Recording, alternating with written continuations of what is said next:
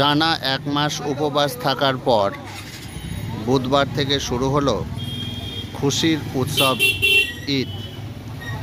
এদিন থেকেই মুর্শিদাবাদের কান্দি শহরের 8 থেকে 80 মেতে ওঠে এই উৎসবকে ঘিরে। আসুন দেখে নেবেন বিস্তারিত আমাদের অল টাইম এমএসডি নিউজের পর্দায়। রমজান মাস তো আমাদের বছরে একবার প্রত্যেক বছরেই আসে। তা এই যে রোজার মাস, আজ 1টা থেকে আরম্ভ করে 30টা রোজা শেষ হয়ে গেল। তো আমাদের মোহনবাগান আলোয় আলোকিত হয়েছে। আমাদের পাড়ার ছেলেপেলে খুশির আনন্দ উন্মাদন হয়ে আছে। আমাদের বিশেষ মানুষ আছে, আমাদের যে কালকে ঈদ হবে, ঈদের পরের দিনকে আমাদের একটা প্রোগ্রাম হবে। সেই প্রোগ্রামে আমাদের কাঁদি এমএলএ সাহেব, চেয়ারম্যান সাহেব, আরও অন্যান্য নেতারা হাজির থাকবেন। সে আনন্দে করবেন।